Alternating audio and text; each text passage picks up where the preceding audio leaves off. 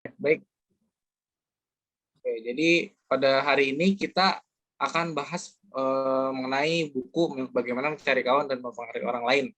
Khususnya, rekan-rekan sekalian, ada dua bagian pertama. Jadi ada 4 bagian di buku ini. Dua bagian pertama yang akan kita bahas pada kesempatan hari ini, yaitu bagaimana pertama teknik-teknik dasar dalam menangani manusia. Yang kedua ada 6 cara gimana kita membuat orang lain menyukai kita gitu. Gimana sih caranya? Nah, ini kita bahas secara apa namanya? Kita bahas secara umum ya, rekan-rekan sekalian. Boleh kalau yang mau sambil ambil kopi ya, biar nggak ngantuk, silakan. Kita mulai dari yang pertama, rekan-rekan sekalian. Oke, nanti kalau suaranya atau kecepatan tolong di interrupt aja ya, rekan-rekan. Tolong dipotong aja jadi biar dikasih tahu. Nah, yang pertama rekan-rekan sekalian, yang pertama ini ada teknik-teknik dasar dalam menangani manusia. Nah, di sini rekan-rekan sekalian ada 3 sub bagian ya, ada 3 tema yang akan dibahas dalam di bagian pertama kali ini. Yang pertama, jika Anda ingin mengumpulkan madu, jangan tendang sarang lebahnya. Nah, ini kiasan ya, rekan-rekan. Kalimat kiasan. Nanti gimana sih? Nah, kita lihat detailnya ya. Terus yang kedua ada rahasia besar dalam berhubungan dengan manusia. Apa sih rahasianya? Terus yang ketiga, dia yang mampu melakukannya akan memiliki seluruh dunia bersamanya.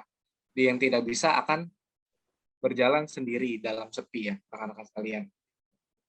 Nah, ini gimana? Kita mulai aja langsung ya. Yang pertama, jika Anda ingin mengumpulkan madu, jangan tendang sarang lebahnya.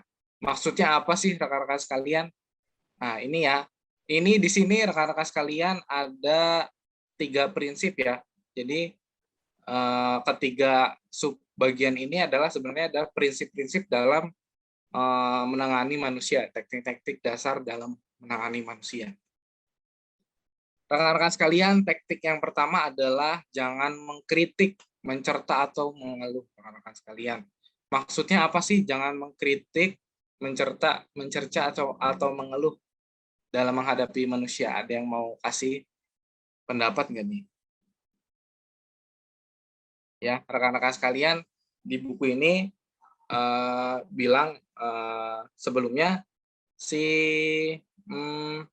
intinya gini, sifat dasar manusia, rekan-rekan sekalian adalah kita sebagai manusia ini tidak ingin disalahin, ya.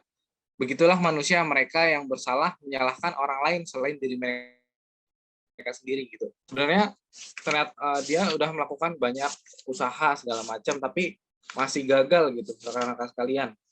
Nah, ini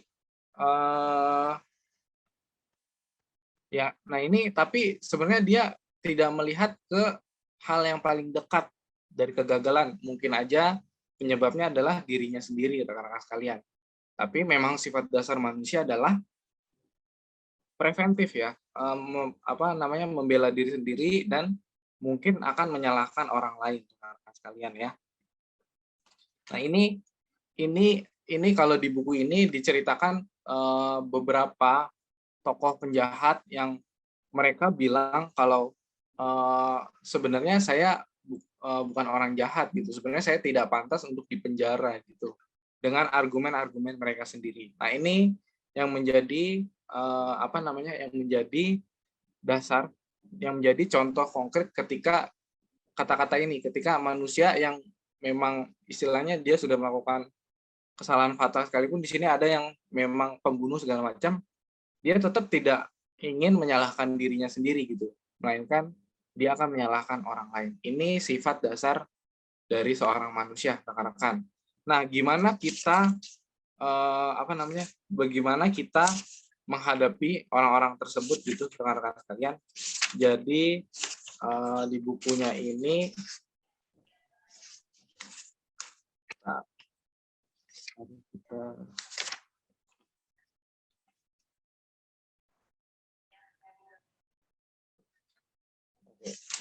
mari kita coba mengerti orang lain ketimbang mengkritik mereka, rekan-rekan sekalian. Di sini ada cerita, jadi dulu Lincoln ini tahu Abraham Lincoln ya. Tahu Abraham Lincoln? Ya, jadi dulu Abraham Lincoln ini senang banget dia memberikan kritik kepada orang lain. Siapapun dikritik sampai akhirnya pada satu waktu dia intinya dia intinya dia terjebak ke dalam satu duel hidup atau mati di mana dia karena kritikan yang dia berikan gitu rekan-rekan sekalian. Nah, tapi satu apa namanya? Satu kondisi sehingga duel itu tidak terjadi. Tapi dari situ rekan-rekan sekalian, Abraham Lincoln ini dia ngambil pelajaran bahwa kita daripada kita mengkritik orang lain, rekan-rekan sekalian, lebih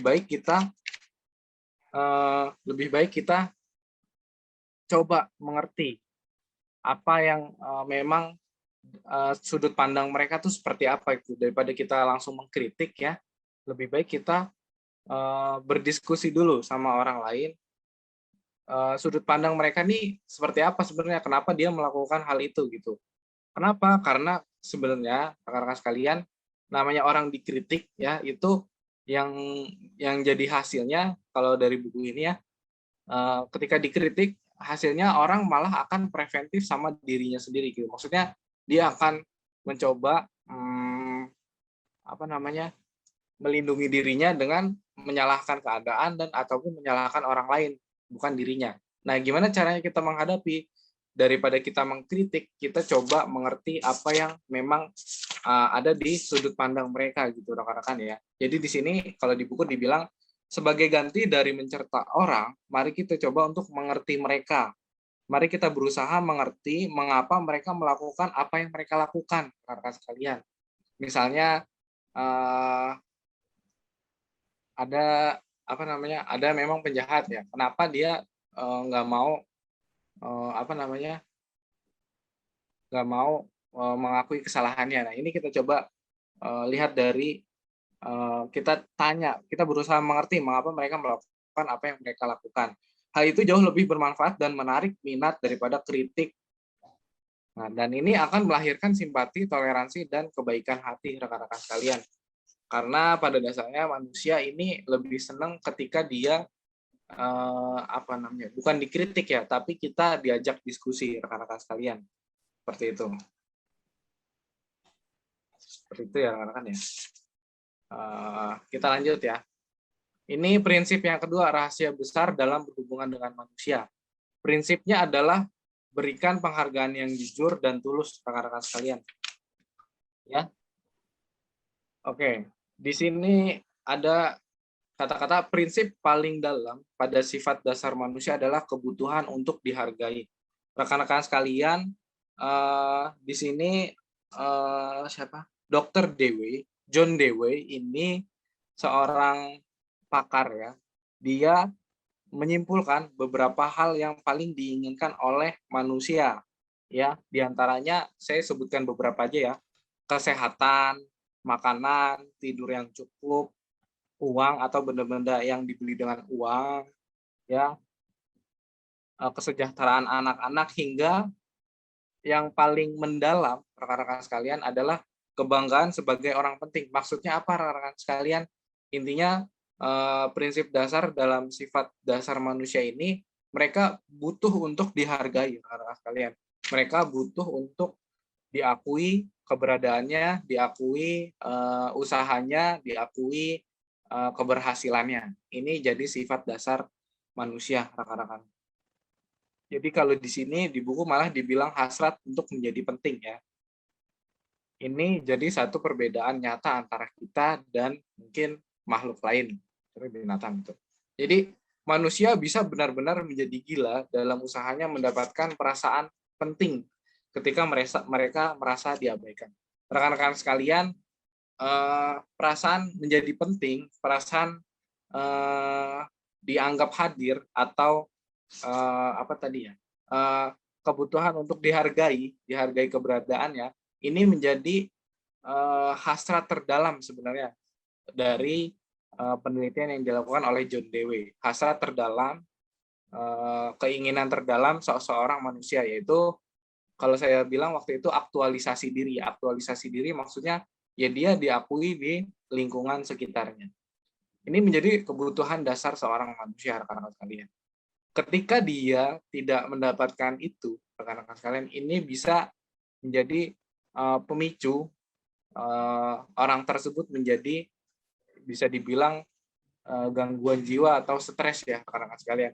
Ini bisa kita lihat dari banyaknya kasus depresi ataupun kasus bunuh diri dan segala macam diakibatkan dari orang itu merasa tidak diakui di lingkungannya, rekan-rekan sekalian, ataupun tidak diakui oleh orang-orang terdekatnya, rekan-rekan sekalian. Nah, ini bisa menjadi pemicu seseorang cara berpikirnya itu berubah gitu, bisa benar-benar menjadi stres atau gangguan jiwa, rekan-rekan. Nah, caranya gimana rekan-rekan untuk namanya sifat dasar manusia adalah ingin diakui, ingin dihargai, apapun kesuksesannya, apapun yang dilakukannya, caranya kita untuk memberikan feedback kepada orang tersebut adalah dengan memberikan penghargaan yang jujur, rekan-rekan sekalian, dan mendorong semangatnya, rekan-rekan. Jadi di sini cara mengembangkan hal terbaik dalam diri seseorang adalah memberikan penghargaan dan mendorong semangatnya, rekan-rekan sekalian. Misalnya kita ada di kampus atau di sekolah gitu, rekan-rekan sekalian. Mungkin kita juga pernah ngalamin ya, ketika kita melakukan kesalahan, misalkan salah hitung di pelajaran matematika, salah hitung gitu. Bedain deh, ketika respon guru adalah istilahnya malah marahin kita, yang kedua malah ngasih penghargaan ke kita. Misalkan gini, kita disuruh maju ke depan, ternyata jawaban kita salah. Kalau respon guru marahin kita, kira-kira kita akan semakin semangat nggak?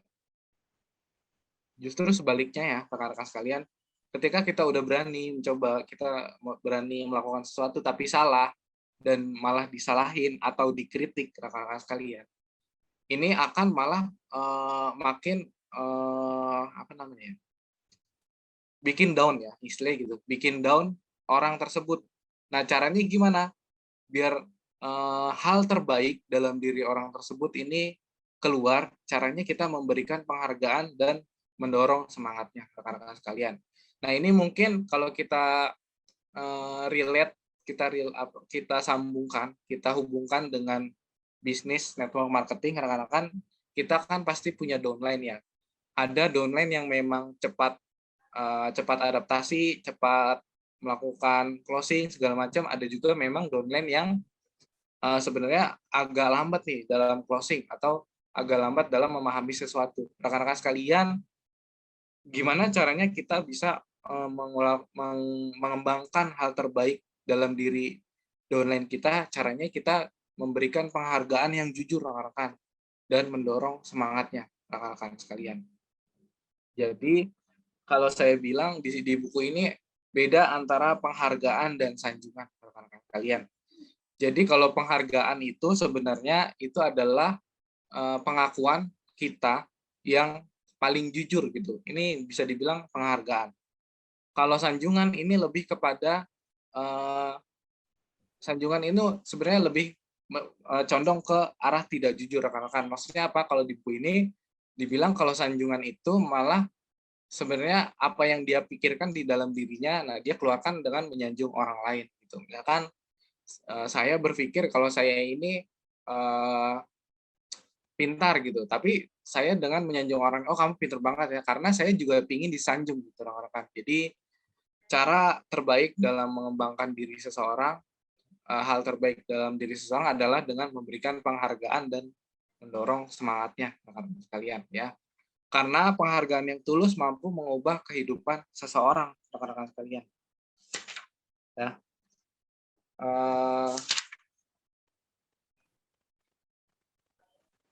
Ya, penghargaan yang tulus akan mampu mengubah kehidupan seseorang.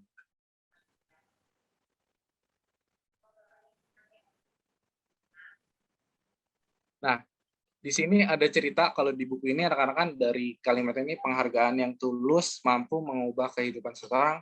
Ini ketika seorang guru di Detroit meminta Stevie Morris. Nah, jadi Stevie Morris ini rekan-rekan dia ini punya keterbatasan penglihatan atau tunanetra ya rekan-rekan. Tapi Tuhan maha adil rekan-rekan. Ketika seseorang diberikan keterbatasan, pasti dia diberikan kelebihan di bidang lain. Si Stevie Morris ini rekan-rekan punya keterbatasan di bidang di bagian penglihatannya, tapi dia punya pendengaran yang sangat baik rekan-rekan. Satu waktu guru ini terbantu sama Stevie Morris ini. Kalau di sini dia bilang,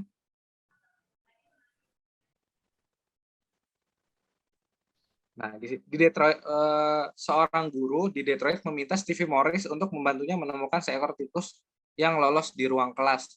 Nah, karena dia penglihatannya kurang tapi pendengarannya sangat bagus, kan ini bisa bantu seorang guru ini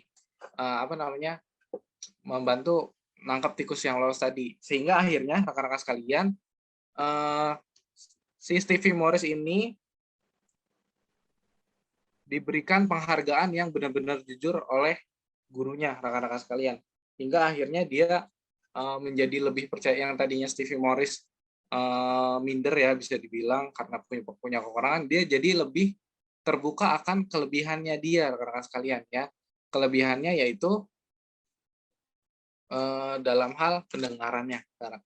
Jadi maksudnya apa? Ini akan mempengaruhi masa depannya si Stevie Morris.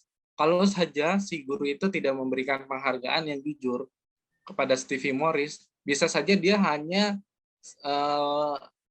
masuk dari mulai saat itu hingga masa depannya hanya berpikir tentang kekurangannya. Ternyata si guru ini dia memberikan penghargaan yang jujur sehingga Stevie Morris bisa fokus sama kelebihan yang dia punya, yaitu pendengarannya, rekan-rekan. Jadi intinya kalau kita flashback ke diri kita masing-masing, rekan-rekan, penghargaan yang tulus yang kita kasih ke lawan bicara kita, ke teman-teman kita atau ke downline kita, itu bisa aja mengubah mindset-nya dia, rekan-rekan. Mengubah pola pikirnya dia yang tadinya mungkinnya negatif karena dia tidak merasa diakui, dia tidak merasa dihargai keberadaannya karena tidak ada yang memberikan penghargaan. Ketika kita memberikan penghargaan, dia akan istilahnya bisa mengubah kehidupannya, mengubah cara pandangnya dia, rekan. Jadi ini menjadi prinsip yang prinsip kedua yang juga penting untuk kita aplikasikan, rekan-rekan, untuk kita terapkan di kehidupan kita. Yang pertama, daripada kita mengkritik, lebih baik kita coba mengerti apa yang memang dipikirkan orang itu. Kedua, kita memberikan penghargaan yang jujur, rekan-rekan. Ini untuk apa? Untuk membangun semangat, untuk membangun mental dari orang yang kita lawan bicara kita gitu, teman kita. Kalau kita udah seperti itu, rekan-rekan, otomatis orang itu akan punya respect ke kita juga, rekan-rekan sekalian ya. Nah ini, dia yang mampu melakukannya akan memiliki seluruh dunia bersamanya. Dia yang tidak bisa akan berjalan dalam jalan yang sepi. Maksudnya apa, rekan-rekan sekalian? Di sini, prinsip yang ketiga adalah bangkitkan minat dalam diri orang lain, rekan-rekan sekalian. Nah, kalau di buku ini dibilang, satu-satunya cara di bumi untuk mempengaruhi orang lain adalah berbicara tentang apa yang mereka inginkan dan tunjukkan kepada mereka bagaimana memperolehnya. Rekan-rekan sekalian, balik lagi kita ke sifat dasar manusia ya. Sifat dasar manusia adalah ingin dihargai, ingin merasa dirinya penting, rekan-rekan sekalian. Ingin merasa orang lain butuh dia justru ya, rekan-rekan sekalian. Nah, bagaimana kita melakukan komunikasi dengan orang lain, bagaimana kita bergaul dengan orang lain, bagaimana kita kalau mau mempengaruhi orang lain gitu. Mungkin ya kebanyakan kita justru malah kita terlalu banyak ini, rekan-rekan sekalian. Kita terlalu banyak berbicara tentang diri kita sendiri malahan, rekan-rekan sekalian. Nah, itu sebenarnya adalah salah satu cara yang kurang tepat. Kenapa? Karena kalau kita kaitkan dengan sifat dasar manusia yaitu ingin dihargai, ingin dirasa penting, berarti kita harus menyesuaikan lawan bicara kita. Kita harus menyesuaikan teman kita. Apa kita bicarakan tentang apa yang memang mereka inginkan, rekan-rekan kalian, dan tunjukkan bagaimana memperolehnya, gitu, rekan-rekan kalian.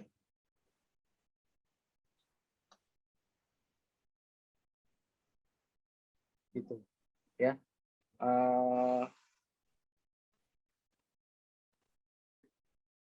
Nah, jika pernah ada rahasia sukses, itu adalah kemampuan untuk melihat segala sesuatu dari sudut pandang orang lain dan juga dari sudut pandang Anda sendiri. Maksudnya apa, rekan-rekan?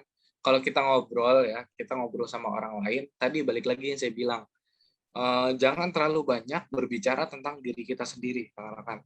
Kalau kita ingin jadi seseorang yang apa namanya, lebih mudah untuk akrab dengan orang lain, lebih mudah diterima sama orang lain, ya. Caranya adalah kita lihat dari sudut pandang dia, kita lihat dari sudut pandang orang lain.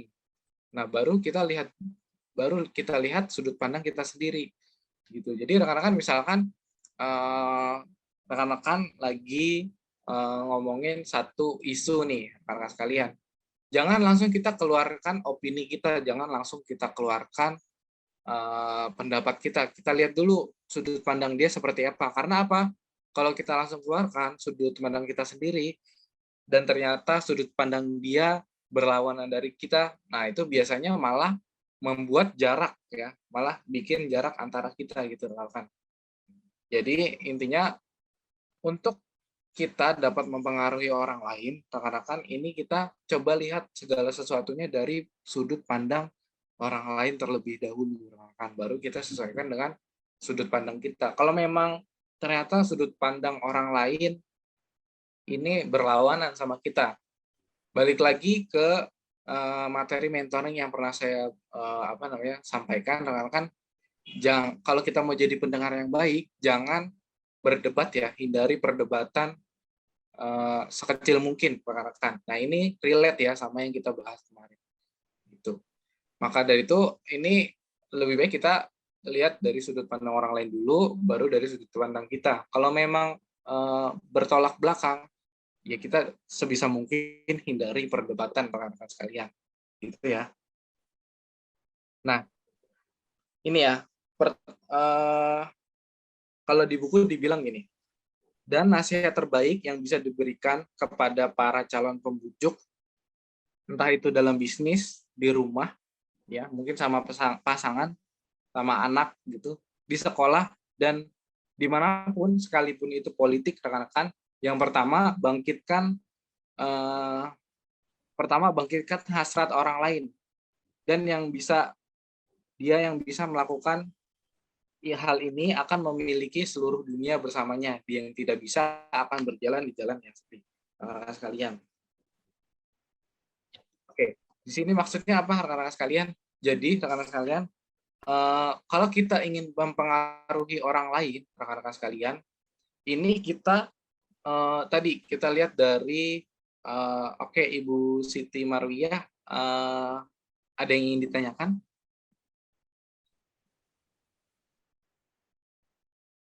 Oke, baik. Saya lanjutkan ya. Oke, saya lanjutkan ya. Kita lihat dulu dari sudut pandang orang lain, rekan-rekan. Nah, kalau kita udah tahu apa yang paling diinginkan orang lain, rekan-rekan sekalian, kita bangkitkan keinginan orang lain tersebut. Maksudnya kita dukung rekan-rekan sekalian ya. Ya, kita dukung keinginan orang lain. Kalau kita udah punya itu, orang lain akan kita istilahnya kita bisa pegang nih, kita bisa pengaruhi orang lain ya. Bukan mempengaruhi ke arah yang negatif ya rekan-rekan, tapi mempengaruhi dalam hal membangkitkan semangatnya dia, mendorong dia untuk jadi lebih sukses gitu rekan-rekan sekalian ya. Gitu.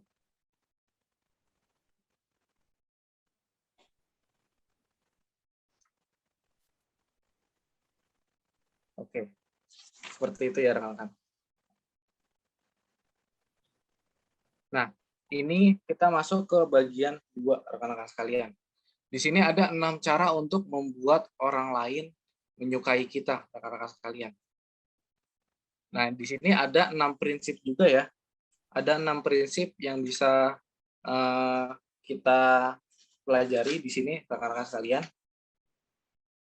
Ini yang pertama ya, lakukan hal ini dan Anda akan disambut hangat di mana saja. Prinsip yang pertama, bersungguh-sungguh menaruh minat kepada orang lain, rekan-rekan sekalian. Nah, di sini individu yang tidak tertarik dengan kawan-kawannya yang mempunyai kesulitan terbesar dalam hidup dan memberikan luka terbesar bagi orang lain, dari para individu semacam itulah semua kegagalan manusia timbul. Maksudnya apa, rekan-rekan sekalian?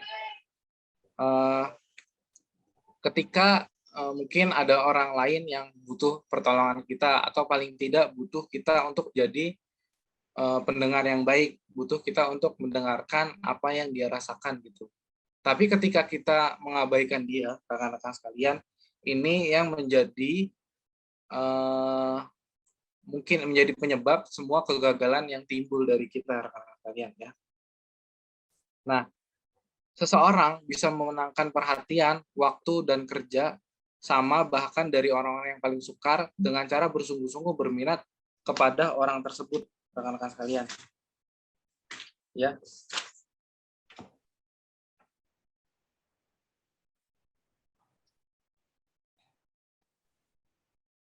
Oke, di sini rekan-rekan sekalian, ketika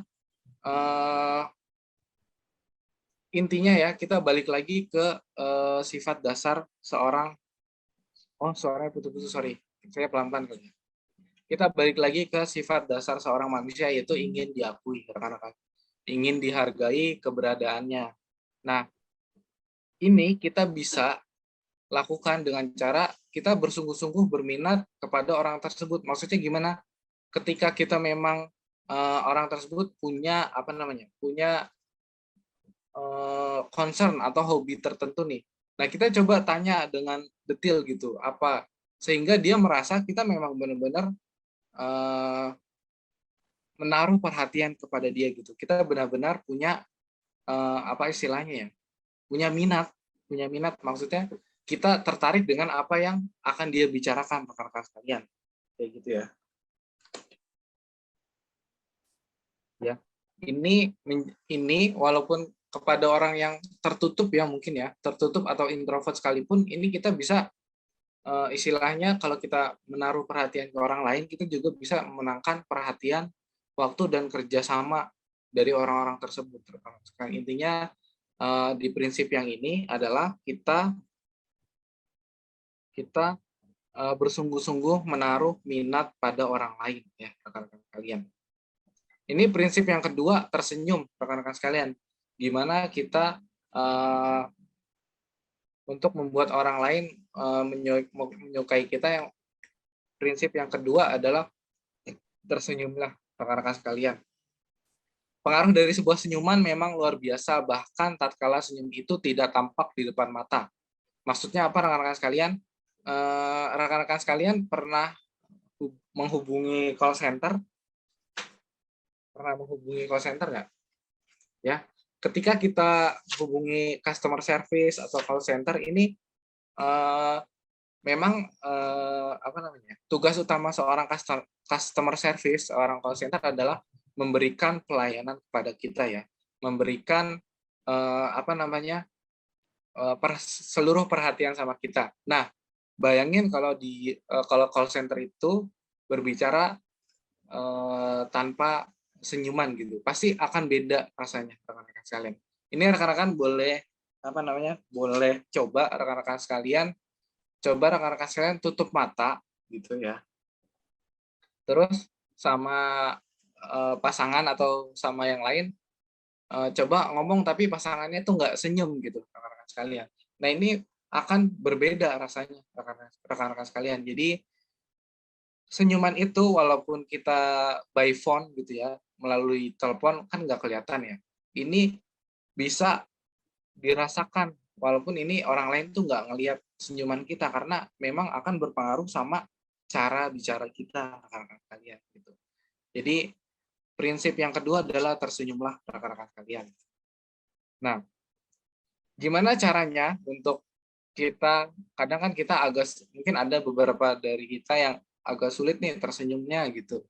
Caranya gimana? Kita harus senang ketika berjumpa dengan banyak orang. Maksudnya apa? Kita harus senang ketika berjumpa dengan semua orang.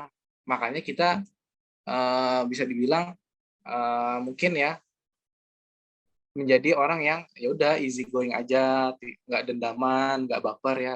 Karena ketika kita ketemu sama banyak orang, kita merasa enjoy gitu, kita merasa senang. Ini akan melatih kita, mengundang kita untuk uh, lebih mudah tersenyum gitu, rekan-rekan sekalian. Ya, kalau kita mengharapkan mereka senang bertemu dengan kita, nah kita juga harus senang ketemu sama mereka gitu, karena di sini energinya rekan-rekan sekalian ini kerasa ya, rekan-rekan sekalian. Gitu. Jadi caranya tersenyum kepada siapapun ya, rekan-rekan sekalian. Gimana kalau kita susah senyum? Caranya adalah kita harus senang ketemu berjumpa dengan banyak orang gitu, rekan-rekan sekalian. Nah, kalau di sini di buku dibilang, Anda tidak ingin tersenyum, mengapa? Ada dua hal yang harus dilakukan. Pertama, paksa diri Anda untuk tersenyum, rekan-rekan sekalian. Lalu atau bersiul atau bersikaplah seolah-olah kita memang sedang bahagia. Nah, ini akan mengundang senyuman kita, rekan-rekan sekalian. Seperti itu ya. Nah, ini prinsip yang ketiga. Ingat bahwa nama seseorang adalah hal yang paling mengesankan dan paling penting bagi orang itu dalam bahasa apapun, rekan-rekan sekalian. Nah, ini kadang emang sulit kita untuk mengingat sebuah nama. Nah, ini kebanyakan orang ya, rekan-rekan sekalian, bukannya mengingat atau mempelajari nama tersebut, malah orang tuh abai gitu. Sehingga manggil, misalkan kita baru kenalan, namanya kita baru kenalan tuh, misalkan kita jadi pegawai baru di satu perusahaan, otomatis kita kan dikenalkan di semua divisi ya. Itu memang mungkin agak sulit untuk mengingat semua nama orang di perusahaan dalam satu waktu gitu, rekan-rekan. Tapi rekan-rekan namanya orang itu akan lebih responsif, akan lebih bahagia, akan lebih merasa dihargai ketika dia dipanggil dengan namanya gitu. Misalkan Kak Tanti gitu. Jadi kalau saya chat misalkan ya, saya chat gitu. Daripada saya hanya menggunakan panggilan Kak saja, itu akan lebih ngena ketika saya panggil nama juga. Oke, boleh Kak. Oke, boleh Kak Tanti gitu. Nah, ini orang akan lebih senang ketika dia dipanggil namanya. Kenapa? Karena dia merasa diingat, dia merasa penting, dia merasa penting bagi orang lain sehingga orang lain bisa ingat namanya dia gitu, rekan-rekan kalian. Nah, ini mungkin saya juga pernah ya nonton film Spider-Man ya, yang Amazing Spider-Man. Kalau rekan-rekan pernah ada yang pernah nonton, ini dia ada satu orang yang jadi musuhnya Spider-Man nih, yang jadi musuhnya manusia listrik. Dia tadinya pegawai yang memang tidak ada satu orang pun yang apa istilahnya, tidak mengakui, banyak orang di perusahaan yang nggak mengakui keberadaannya dia gitu, rekan-rekan sekalian. Nah, ini ketika dia ketemu sama kekasihnya Spider-Man ya, ini dia dipanggil nama, dia senang banget, rekan-rekan sekalian. Dia senang ketika namanya dipanggil gitu. Kenapa? Karena dia merasa dihargai, dia merasa ada di sekitar orang-orang gitu, rekan-rekan. Jadi kalau di sini rekan-rekan pesannya adalah sebisa mungkin kita ketika manggil seseorang, panggil dengan namanya, rekan-rekan sekalian. Karena ketika orang tersebut dipanggil namanya, dia akan merasa dihargai, rekan-rekan sekalian. Ya. Lalu prinsip yang keempat, rekan-rekan sekalian, jadilah pendengar yang baik. Dorong orang lain untuk berbicara tentang diri mereka. Nah, ini apa namanya? Ini yang jadi bahasan kita kemarin ya, rekan-rekan sekalian. Ini juga sudah kita bahas cukup detail ya kemarin, teknis-teknisnya. Nah, ini menjadi salah satu prinsip gimana kita agar mudah disukai orang lain, gitu rekan-rekan. Ini intinya semua balik lagi ke sifat dasar manusia yang yang pengen dihargai, pengen diakui ya rekan-rekan. Nah, ketika kita ngobrol gitu rekan-rekan sekalian, daripada kita lebih banyak apa namanya ya, lebih banyak menceritakan tentang diri kita sendiri, lebih baik kita menjadi pendengar yang baik. Maksudnya apa? Biarkan orang lain yang bercerita tentang diri mereka kepada kita rekan-rekan sekalian ya. Jika Anda ingin menjadi seorang pembicara yang baik, jadilah pendengar yang penuh perhatian ya. Ini kemarin sudah kita bahas, mendengar dengan seluruh seluruh ide yang kita punya. Untuk menjadi menarik, tertariklah kepada orang lain. Kalau kita mau seseorang lain tertarik sama kita, kita harus tertarik juga sama orang lain. Kalau kita mau didengerin, kita harus dengerin orang lain gitu. Kalau kita mau diperhatikan, kita harus perhatikan orang lain. Ini adalah hukum timbal balik, rekan-rekan. Ajukan pertanyaan-pertanyaan yang orang lain akan senang menjawabnya. Beri semangat mereka agar berbicara tentang diri mereka dan hasil sukses mereka. Rekan-rekan sekalian, balik ya tadi, ketika orang lain itu kita dengerin ceritanya, misalkan dia memang, oh saya bisnis ini mas gitu, saya bisnis ini, saya mulai dari tahun segini, ternyata hasilnya lumayan. Nah, itu kita dengerin rekan-rekan dengan prinsip-prinsip menjadi pendengar yang baik yang kemarin kita sudah bahas ya. Sabar gitu ya. Jangan ngejudge dulu, jangan menghakimi dulu, dengerin dengan sepenuh hati, dengan sepenuh indera kita gitu. Karena ketika kita uh, mendengarkan dengan sungguh-sungguh apa yang orang lain ceritakan, ini orang lain akan kerasa rekan. Sehingga dia kalau apalagi kita ajukan pertanyaan-pertanyaan yang orang lain senang menjawabnya. Oh, emang bisnis apa, Pak? Gitu. Oh, itu gimana sih prosesnya gitu. Jadi tadi ya, benar-benar kita berminat sama apa yang dibahas sama orang tersebut gitu. Sehingga orang tersebut senang dia sharing sama kita. Kalau dia udah bisa sharing sama kita, seperti prinsip yang kemarin dia sudah bisa sharing mungkin menyangkut hal-hal pribadi sama kita, itu jadi satu tanda kalau orang itu sudah nyaman sama kita. Jadi satu tanda kalau kita memang sudah disukai sama orang tersebut gitu, rekan-rekan sekalian. Kalau kita sudah disukai orang lain, kita akan lebih mudah dalam apa namanya istilahnya. Mungkin ya tadinya mau ngomongin bisnis network marketing, tadinya karena dia kelihatannya belum ini ya, belum tertarik sama kita gitu, masih ada jarak gitu, belum nyaman dalam ngobrol sama kita, kita agak sungkan nih gimana apa namanya menawarkan peluang bisnis gitu. Tapi kalau kita udah enak gitu sama orang lain, kita udah tahu seluk-beluknya, kita udah tahu cara dia berkomunikasi, cara dia berinteraksi, kita tahu dia tipenya, karakteristiknya seperti apa, kita bisa masuk gitu rekan-rekan sekalian. Kita bisa masuk untuk menawarkan peluang bisnis dari segi yang kemarin kita udah bahas ya, dari segi apapun, dari segi misalkan dia senang diskon ya udah kita masuk dari situ, dia memang senang berbisnis ya udah kita masuk dari segi bisnis. Itu intinya rekan-rekan, prinsip-prinsip yang ini itu kita lakukan, kita terapkan agar apa? Agar kita lebih mudah untuk bergaul sama orang lain. Jadi sebenarnya keuntungannya rekan-rekan sekalian bukan hanya di perluasan jaringan kita, mungkin jadi tujuan utama rekan-rekan untuk berkawan atau disukai orang lain untuk memperbesar jaringan, ya itu kita tidak bisa pungkiri. Tapi sebenarnya rekan-rekan sekalian, kalau kita balik lagi ke niat kita memang ingin bantu orang lain, niat kita memang ingin punya banyak teman gitu, ingin punya banyak orang yang bisa kita bantu dan juga perhatian sama kita, ini bisa kita terapkan rekan-rekan sekalian ya. Jadi diterapkan secara apa namanya, secara benar-benar, secara tulus ya, dengan niat yang lurus rekan-rekan sekalian ya. Nah, ini prinsip yang kelima rekan-rekan, bicara mengenai minat orang lain. Jalan penting menuju hati seseorang adalah berbicara hal-hal yang paling mereka hargai. Berbicara tentang eh, hal-hal yang paling mereka minati, rekan-rekan sekalian. Kenapa? Karena sekarang gini, kalau rekan-rekan sekalian ngomong nih sama lawan bicara,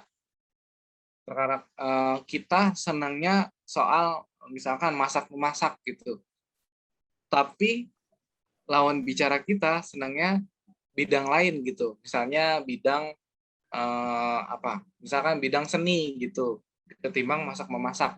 Kalau yang kita bicarakan adalah mengenai masak-memasak yang bukan minat orang lain, yang bukan minat kita, yang bukan minat dia, ini nggak akan masuk rekan-rekan. Perjalanan komunikasinya ini nggak akan efektif, nggak akan mulus ya. Makanya ya udah, kita namanya manusia pasti punya ego masing-masing ya. Karena tadi kebutuhan dasar manusia pengen merasa dirinya penting. Tapi gimana kita bisa istilahnya mudah dalam mencari kawan, mudah dalam mempengaruhi orang lain, ya kita lihat dari sudut pandang mereka gitu rekan-rekan. Jadi istilahnya kita adalah sebagai apa ya bisa dibilang ya. Kalau kalau misalkan dunia ini adalah kafe, kita sebagai waiter dan waitressnya, kita layani mereka, kita ikutin maunya mereka apa, baru kita masuk gitu. Jadi rekan-rekan, kalau kita mau mudah untuk mencari kawan, mudah untuk istilahnya mudah untuk masuk ke ranah, maksudnya masuk ke segi interaksi yang lebih intens kepada orang lain, jangan dahulukan diri kita gitu rekan-rekan, tapi dahulukan perspektif orang lain, dahulukan sudut pandang orang lain gitu. Karena pada dasarnya orang senang ketika kita berbicara tentang mereka yang mereka senengin, yang mereka minati rekan-rekan, gitu ya. Nah, bagaimana membuat orang lain segera menyukai Anda? Ini prinsip yang keenam, rekan-rekan sekalian. Buat orang lain merasa penting dan lakukan itu dengan tulus, ya rekan-rekan sekalian. Ini satu pengingat buat kita, jika kita sudah menjadi rendah dengan mementingkan diri sendiri sehingga kita tidak bisa memberikan sedikit kebahagiaan dan penghargaan yang jujur kepada orang lain tanpa mengharap balasan, kita akan menemui kegagalan yang memang pantas kita dapatkan. Rekan-rekan sekalian, maksudnya di sini kalau kita apa namanya? Kita egois nih, kita nggak mau dengerin orang lain gitu. Kita nggak mau melihat sesuatu dari sudut pandang orang lain. Kita maunya kita yang didengerin gitu. Kita maunya kita yang di ngertiin gitu. Itu akan bikin orang lain tuh istilahnya apa ya? Merasa tidak dihargai rekan-rekan sekalian, ya. Nah, ini bisa jadi sumber kegagalan buat kita. Kenapa? Karena memang ternyata kita sendiri yang tidak menghargai diri sendiri. Kenapa? Karena kita tidak menghargai orang lain, teman-teman. Jadi memang intinya kita harus, untuk kalau kita mau dihargai, kita kasih dulu, baru kita tuai, rekan-rekan. Kita tabur dulu. Kita hargai orang lain dulu, kita kasih perhatian penuh ke orang lain, nanti kita akan dapat apa yang kita tuai, apa yang kita tabur, rekan-rekan. Ya, kalau di sini Emerson bilang, setiap orang yang saya jumpai adalah lebih baik dari saya dalam beberapa hal. Dalam hal tersebutlah saya belajar darinya. Maksudnya apa rekan-rekan sekalian? Ini Emerson, dia kalau di buku ini si Emerson dia menempatkan dirinya sebagai seorang pembelajar, seorang yang tidak merasa tahu segalanya rekan-rekan sekalian ya. Dia memposisikan dirinya sebagai orang yang selalu penasaran, maksudnya curious, apa ya, ingin tahu gitu. Jadi ketika dia bertemu dengan orang lain, dia memposisikan dirinya ini memang orang lain tuh punya orang lain tuh lebih baik dalam beberapa hal, makanya dia mau belajar. Nah dari situ rekan-rekan, dari rasa ingin tahu kita, dari rasa kita tidak tidak apa ya, tidak merasa kita tahu segalanya, ini bisa jadi pembuka pintu rekan-rekan. Pembuka pintu untuk kita bisa apa namanya, masuk dari sudut pandang orang lain gitu. Kita lihat dari sudut pandang orang lain gitu, rekan-rekan sekalian. Nah, intinya gini ya, karena kalau kita selalu ingin tahu, kita selalu apa namanya? Kita selalu sebentar. Oke, baik. Kita kita open minded ya, kita selalu terbuka dengan sesuatu hal yang baru, ini akan membuka jalan kita ke apa namanya rekan-rekan, ke bagaimana kita bisa melihat sesuatu dari sudut pandang orang lain, rekan-rekan sekalian. Ya, mungkin itu yang bisa saya sampaikan pada kesempatan kali ini, rekan-rekan sekalian. Intinya dari apa namanya, dari sesi kali ini rekan-rekan sekalian, yang pertama adalah sifat dasar atau kebutuhan dasar seorang manusia adalah dia ingin dihargai, dia ingin diakui, dia ingin merasa penting di lingkungan tertentu, rekan-rekan sekalian. Yang kedua, gimana kita akan lebih mudah mencari kawan, kan? Kita lihat dari sudut pandang orang lain, jangan kita lihat dari sudut pandang kita sendiri dulu gitu, rekan-rekan sekalian. Karena tadi ya, balik ke kebutuhan dasar, ketika orang lain merasa dirinya penting, ketika kita berbicara tentang apa yang dia minati, itu kita akan lebih mudah masuknya, rekan-rekan. Daripada kita mempromosikan diri sendiri gitu. Itu malah terdengar atau terlihat egois, rekan-rekan sekalian. Jadilah pendengar yang baik ya. Ini prinsip-prinsipnya nanti mudah-mudahan nanti kalau memang nggak sempat screenshot ini bisa minta ke Bu Desi atau Bu Bianca atau upline rekan-rekan ya. Nanti saya distribusikan gitu rekan-rekan kalian. Jadi mungkin itu yang bisa saya sampaikan dari bedah buku kali ini rekan-rekan sekalian. Mudah-mudahan rekan-rekan sekalian bisa mengambil apa ya namanya? Mengambil bisa dibilang intisari dari yang saya jelaskan secara umum dan secara singkat ya. Karena saya mau screenshot dulu boleh ya? Karena pada dasarnya rekan-rekan sekalian, ini yang saya sampaikan ini umumnya rekan-rekan sekalian. Jadi kalau rekan-rekan sekalian mau tahu lebih dalam, mau tahu contoh konkretnya seperti apa, rekan-rekan silakan baca bukunya ya. Rekan ini bagus banget. Kita bisa refleksi diri ke kehidupan kita masing-masing ya rekan-rekan sekalian. Jadi ini sekali lagi yang saya sampaikan adalah garis besarnya rekan-rekan sekalian.